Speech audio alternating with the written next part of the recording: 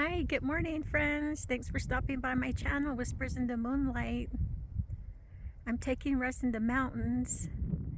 That is the Monticello Lake behind me. It's a really small lake way up in the mountains in the Manti-La-Celle National Forest. So quiet and beautiful up here. I hope you guys are having a wonderful week.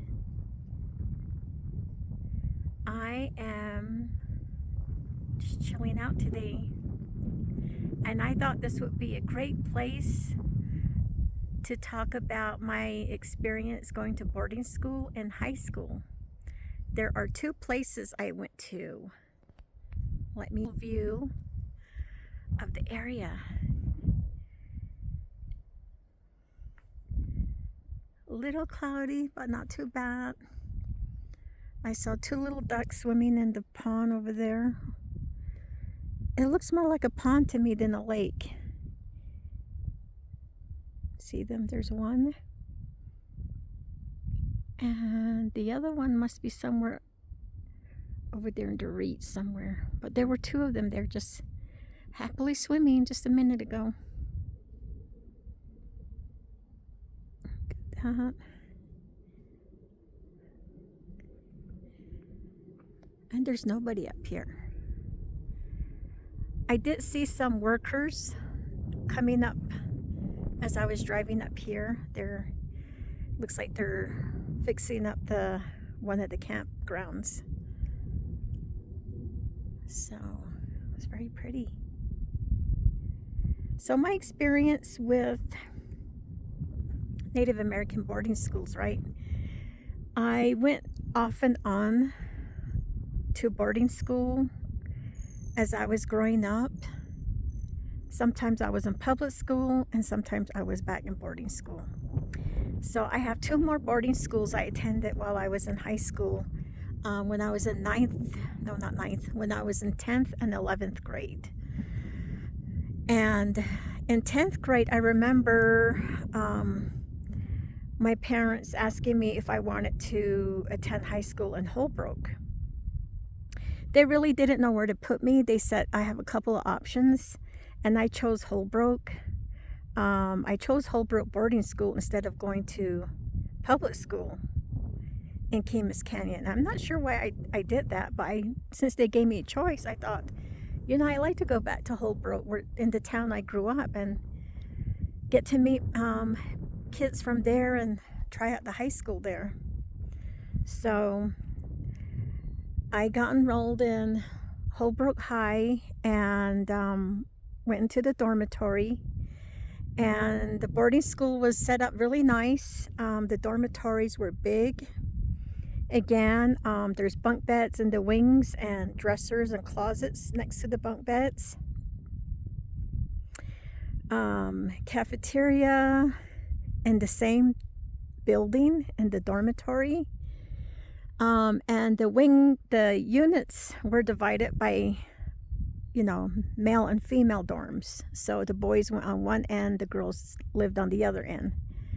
There were activities, of course, a lot of high school activities at the time, so you didn't really feel lonely or secluded, and it's in a small town, so there's a lot of things around that you can do. You can go shopping, go to movies, go eat pizza with your friends, different things like that.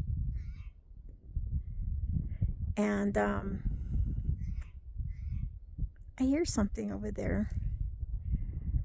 Is that a bird?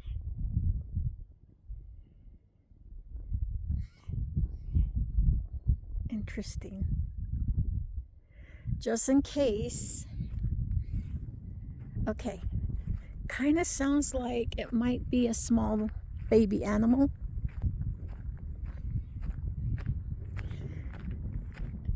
So I'm gonna head over to my car.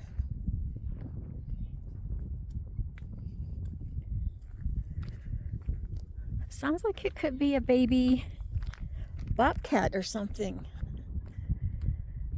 And you don't want to run into those. So let's go sit in the car. All right. So let me roll down the window a little bit. Oh, sorry about that. A lot of radio static. Okay.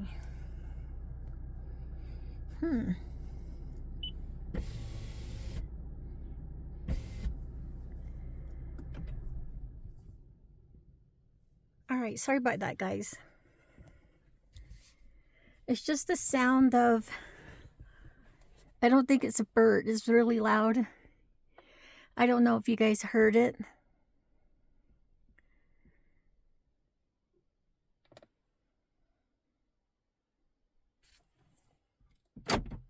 Sounded like it could have been a wild animal, like a bobcat crying or something like that. All right. Well, we still have a nice view.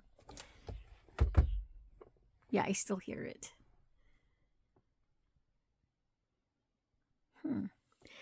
So you just got to be aware of your surroundings.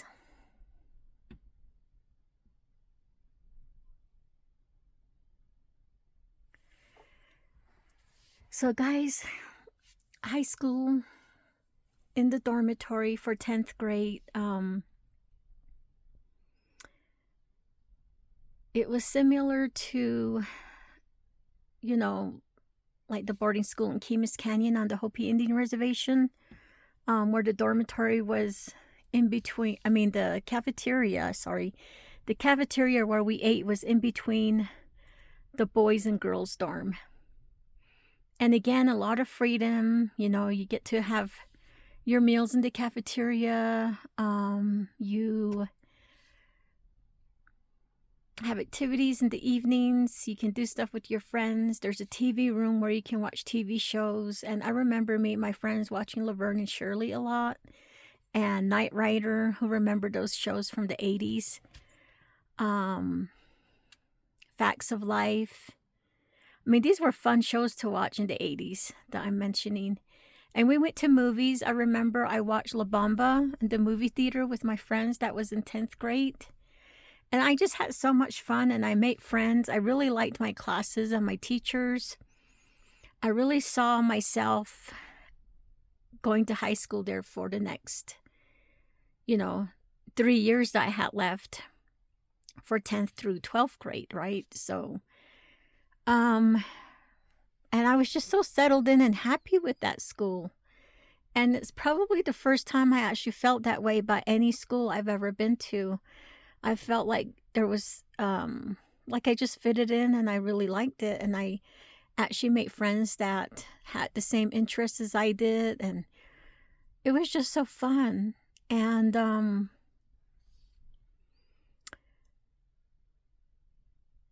we had weekends. Now, I didn't live near Holbrook at that time. My parents were living in Kemis Canyon on the Hopi Reservation, so we lived pretty far from that school.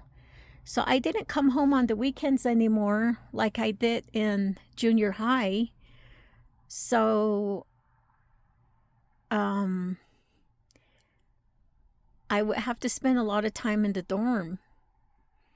And usually one of my friends would take me home with them when they went home on the weekends. And that was really fun because in high school you can do that. You're a little bit older and the dorm monitors will ask your parents if they allow you to go home with your friend and their family if their friends check them out. And my mom approved it for me, so I was able to go home with one of my friends whenever she got checked out by her parents for the weekend. So I got to spend time with her family and go on little road trips and things like that. I never really felt lonely because my friends were always there to back me up somehow. Like if she didn't go home for the weekend, then we hung out for the weekend together. We did things together. And then there's times where her family would come and get her. And of course they'd take me because she'd tell them, you gotta take my friend with us. I don't want her to be in the dorm all alone this weekend, So that was pretty fun. And I just had a really nice experience going to that boarding school. And I remember when Christmas time came around. Well, it wasn't even I didn't even get to stay there for Christmas. I was only there from the beginning of the school, which is August, through probably up to, hmm, I don't even, yeah, I did stay there for the first half of the school year. So all the way out to January, I attended school there. And then I don't know what happened in January. It seems like my parents were always not getting along. So, my mom needed someone at home with her. She needed me, so she withdrew me from that boarding school and put me in public school, in a public high school out in Key Canyon, which was Hopi High. So I went there the other half of the year. And I was really sad to leave Holbrook High School and the dormitory. Like, I didn't even get to say goodbye to my friends. It was that messed up because I remember my mom just suddenly showed up. I was sitting in class and she just suddenly, just like that, just showed up. And I guess she went to the dormitory and withdrew me and got all my clothes and all my stuff out of there. And next thing you know, I was told, okay, Carmelita, you need to go back to the dorm. Like that, I was just pulled out of the classroom and I was told, go back to the dorm. And it wasn't even time to go home yet. It wasn't even 3 o'clock yet, which is when we got out of classes. I believe it was just right after lunch. And I was kind of confused as to why I was going back to the dorm. But I kind of had a feeling that I was being withdrawn. I don't know how I knew. Anyway, I went back to the dorm and my mom was waiting. And she just rushed me out to the car. Okay, I got all your stuff. Let's go. Get in the car. We're going to go. Just like that. She just rushed me out of there. And I didn't even have a chance to ask questions. I just did as I was told. I always listened to my parents. So I got in the car and then she started telling me what happened. And she said, I had to withdraw you out of the school. I cannot let you go to school here no more. I really need you at home. So I need you to just come home and attend Hopi High School. I'll put you in Hopi High. You can ride the bus, blah, blah, blah. And I remember being really upset. I didn't get mad, but I just felt very upset. And I remember telling her, Mom, why did you do this? Why did you take me out? I really like the school and all my friends are here. I made some really, really good friends. I don't want to go over there. I want to stay at the school. I guess she knew that's what was going to happen. That's why she just took me out just like that. And I don't recommend you doing that to any of your kids. It's kind of traumatizing. So I never even got to say goodbye to my closest friends at that time. And I was kind of sad as we were leaving, as we were driving away from the school. I was looking at the school thinking, oh my gosh, my friends are sitting in class and they're thinking, oh, we're going to all have fun again this evening and hang out and do stuff. And they're going to suddenly realize I'm not there and all my stuff is gone. And, they'll find out that I just left, that I went. And I didn't even get their phone numbers or their addresses to write letters or anything. And yeah, I guess that sort of traumatized me when I think about it, because I never really thought about it again after that time because I had to start a new school right away and make friends there. Yeah, I don't recommend you doing that to your kids. If you ever need to pull them out of a school, give them an explanation as to why you're doing it. Give them a heads up so they have time to take it in and have time to talk to their friends and make memories together before they actually leave, because if I had been given an explanation instead of just being pulled away from school like that, I'm pretty sure I would have done a goodbye party with all my friends there at that school and maybe, not only done a goodbye party and get together, but we could have done some fun activities and exchanged, addresses and stuff, signed each other's t-shirts, because that's what kids used to do back then, sign each other's yearbooks and t-shirts. And I would have at least still had them as my friends after I left. I could have kept in touch with them. Now, one friend that did reach out to me. One person did reach out to me, and we stayed in touch for a while until she moved away to California. And she somehow got my address. I don't even know how she got it, but she kept in touch with me from Holbrook, and we wrote each other's, letters for so many years. And we did that for a while, yeah, until she moved away to California. But I don't even know how she got my address, to be honest. I think she got it from her friend or one of her sisters. I can't remember how she told me that, but it was a long time ago. And Holbrook gave the kids a lot of freedom. There were a lot of activities. There were language classes. That's the first time I was able to learn my own language, because that's in the dormitory. They offer language classes in Navajo, so you can take those. You can also take cooking classes, so you can learn to cook fry bread, things like that. So that was really nice. I mean, the activities were just so fun to me. I remember during Christmas, me and my friends got together, and we participated with one of the churches there in town, and we went I can't even talk. We went caroling for Christmas. We went Christmas caroling door to door, and that was so fun. And it was so cold, but it was so fun. I still remember that. Like, we got into this tiny pickup, right? And we all got in the back, and we had jackets and coats on, and blankets. We all huddled in the back of that small truck, and we went house to house singing Christmas songs. That was just so fun. I still have these memories. And then me and my friends used to hang out at Pizza Hut after school, especially when someone got an A in math, or, we got good grades for a class. We all celebrate together, me and my friends. So I guess we were kind of like nerds, because we celebrate our good grades. And we used to do that, and I just had so much fun with them. And I didn't even care we were like nerdy, I didn't care. We were just so proud of each other for our accomplishments, and we would talk about our goals and our dreams. Like, what do you want to do when you finish high school? We sit and talk like that, It was fun. And yeah, it was just so fun. So that was for 10th grade. And then for 11th grade, so I finished at Hopi High.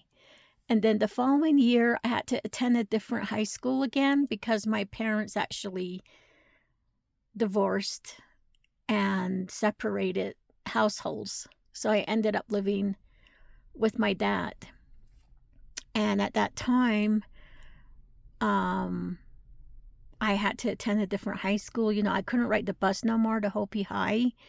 So because my dad lived on a ranch, which was way kind of far off from the bus station, from the bus stop line. So my dad said, okay, let's put you in a boarding school for the year, and then see how you like it. And so he took me to Mini Farms High School, which is on the Navajo Reservation. And that place is remote. It's a tiny, tiny community with maybe one gas station. That was it. The nearest town to Mini Farms was Chinle, which had a movie theater, and stuff like that. So at Mini Farms, I really did not like it. I don't know why. I just didn't like the school. I felt like the dorm monitors were very strict for some reason. I know I didn't stay there that long. I was there for maybe 2 months. I went to school there at least. And one of my cousins was there. She was attending the school there. So I felt some familiarity because of her, because I would talk to her, and we catch up on each other's families when we saw each other's. How's your dad doing? Because her dad and my dad were brothers. So we talk to each other's and do stuff like that. And I didn't really make any really close friends there.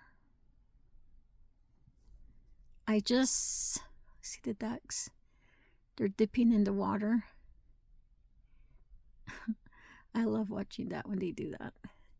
So, yeah, it was It was not a great experience for me there. I think it's because I got pulled out of Holbrook so suddenly and then put at Hopi High. And at Hopi High, I had the longest time trying to adjust. And then my parents got divorced, and I just got suddenly removed from everything familiar and then put into a new boarding school. I think that all the trauma I had to endure the previous year, I think it made me really unhappy. And at the time, I didn't go to counseling. I didn't, no one told me that, hey, there's counseling for, these type of issues if you've been through it or experienced it. And no one told me that divorce is something that's very traumatizing on children as well. I didn't know about these things. I didn't tell people, even my friends, what I was going through. And me being the youngest child, I was the last one left at home. All my siblings were away. They were either in college or in my one sister, who was the closest to me, only 2 years older than me, she was going to high school out of state. So I kind of felt left all alone to deal with my parents and their issues. And it was really hard on me at that time. It was really hard on me. So I it's no wonder I didn't really like the second high school that was a boarding school. I didn't like it. Just all the changes really brought me down. I didn't feel motivated to learn anything. I was such a goofball at that high school. I remember I didn't really care.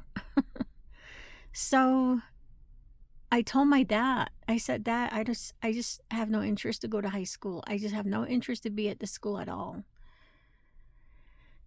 And he felt it. He knew I was really struggling. And I don't know, my dad just withdrew me from that school. He said, you don't need to go through this. You don't need to be far away. Just come home and just spend time at home for now. And withdrew me like the middle of the school year. And I got to stay home. And the rest of the year, I didn't go to school. So I was kind of like a dropout. I was a dropout at that time. Yeah, I was a dropout. So I went home and I just stayed home and I was just chilling and happy. But the following year, I enrolled into a different school all the way up in Montana, and I graduated from there. So that was my 2 high school experiences at a Native American boarding school. And I know that there's a lot of history on Native American boarding schools, that a lot of them are from the boomer generation, like my mom's generation, where a lot of bad things happened to the children. And I wasn't aware of these stories at the time I was going to boarding school. No one talked about it, that these things happened. It wasn't until I became an adult that I learned about the history of the horror of Native American boarding schools in Canada and different places in the US. And then that's when I realized that my experience was excuse me, completely different than the previous generations before me. And I just want to say that I hope that those children and their families will receive due justice and complete healing and happiness if they haven't already. That would be horrible to go through, for being such a small child and to go through something like that, because my experience was completely different. All right, guys, I don't know what the animal was that was making that noise. I just felt like it was a predator of some sort, like maybe a bobcat, because the way it was crying. So I thought I'd jump back in the car. And you have to watch out for yourself when you're out in the wilderness areas like this. So, yeah. But I love these places. I'm going to take a drive further into the mountains, and there's another lake up here somewhere that I haven't seen yet. I want to go find it. So I'll be heading out that way, and I might just do another video out there as well. All right, thanks for joining me, guys. I really hope you enjoy some of these chats. And if you have any questions or comments, feel free to drop them down below. I do read all the comments, and I try to respond to them if I can. So, have a wonderful day. All right, friends. Talk to you later.